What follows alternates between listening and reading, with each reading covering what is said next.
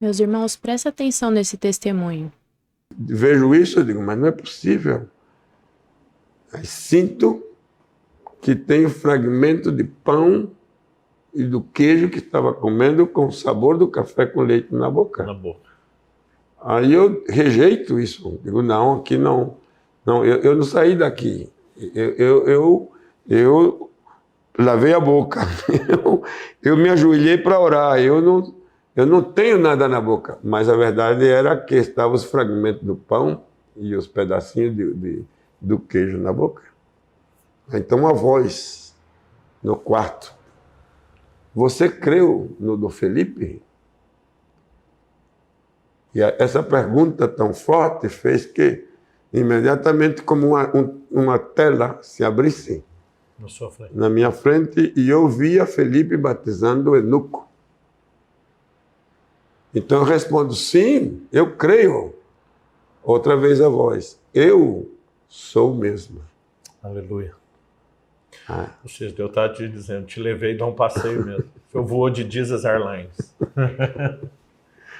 E aí eu entendi, né, que Felipe foi arrebatado da onde ele estava depois de batizar o eunuco a Gaza, ou de Gaza a Azoto. E isso me assombrou muito mais. Senhor, o que é isso? E logo chorei, me entreguei ao Senhor. Essa tarefa ela é muito grande, eu não sei nem como resolver, nem como dizer, como eu posso comunicar isso. E aí vem a luta de fazer saber a todo mundo o que era que tinha acontecido, né? Sem parecer que está doido. É. Então aí vamos comprar o livro de novo, olhar o almanaque, olhar tudo que fosse possível da Colômbia, e guardei silêncio por 6 meses. Isso foi janeiro, fevereiro, março, abril, maio, junho. E fui a São Paulo para fazer uma tarefa da igreja, na parte social. Terminei de fazer, alguém me hospedou numa casa, em um lugar chamado Arthur Avim. Não sei se alguém conhece de São Paulo esse bairro. Não. Arthur Avim, me lembro como hoje. E tinha culto de oração. E a família que me hospedou me levou para o culto de oração. Quando fomos entrar, nesse tempo, as igrejas controlavam quem entrava, né? Pediram o cartão de membro, pediu tudo. Eu digo, pois eu venho de Tupã, mas não vamos para sentar na frente. Eu digo, não, eu quero aqui, deixo aqui atrás para eu orar. E fiquei lá, ele aceitou. Todo mundo estava orando de joelho. Não durou 10 minutos. Uma voz profética por uma mulher. E disse, por que demora? Quando eu já te falei, quando eu já te mostrei, o lugar que viste te está esperando. Por que demora? As provisões já estão. Isso foi direto para mim, né? Então eu digo, está falando é comigo. Entrou que nem faca quente na mão. É, comigo. E terminando a oração, a profecia, e todo mundo falou em língua, e eu me levantei dali e disse para a pessoa que tinha me levado, vamos embora daqui. Vamos sair daqui, vamos para casa. E por quê? Eu digo, não, já o que precisava já está. Aí fomos na casa e contei para eles, eu digo, olha, é que eu tenho uma experiência com Deus e aqui Deus acaba de confirmar. Quero que amanheça o dia e eu voltando para Tupã, vou dizer isso para minha esposa, o que é que Deus quer. E aí cheguei em casa, contei para ela a experiência, e quando eu vou dizer a ela, ela disse, pois o Deus que falou com você também já falou comigo. Só que eu vou pedir uma coisa. E o que é? O que nós temos que fazer, façamos logo. E essa expressão, façamos logo, eu sentia que ela estava disposta. Digo, mas nós não vamos para ir para o outro lado da cidade, não, né? Estamos falando de ir para um país, é outra cultura. Eu estou pronta. O Deus que falou com você já falou comigo.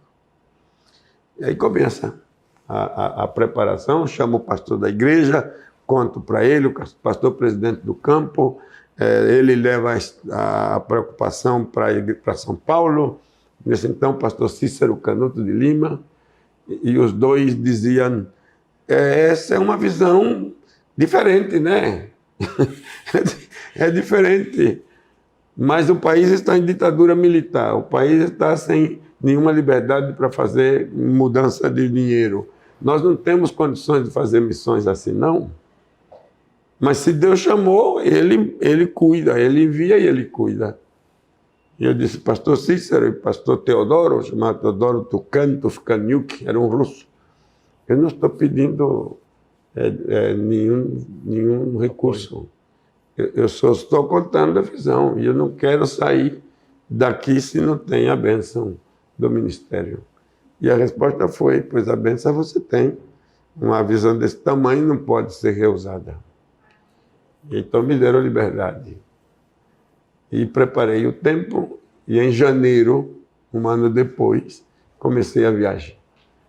Agora, como o senhor fez essa viagem? Porque hoje, 50 anos depois, a turma pensa em viajar de uma maneira completamente diferente. Não entende as limitações da época, falta de recurso, né? Então, isso, para mim, é o que me emociona demais, a disposição do senhor, né?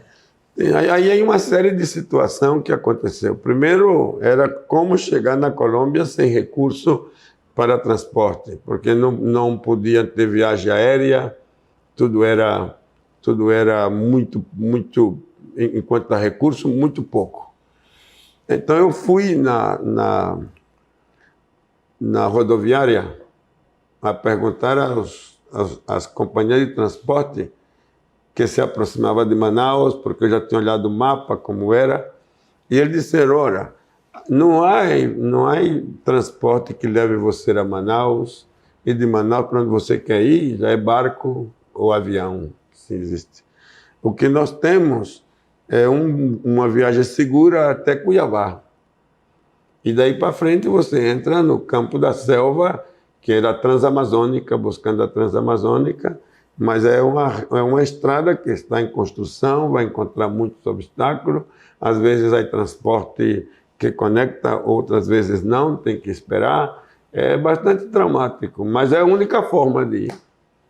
Aí eu senti paz de tomar essa decisão e preparamos as coisas.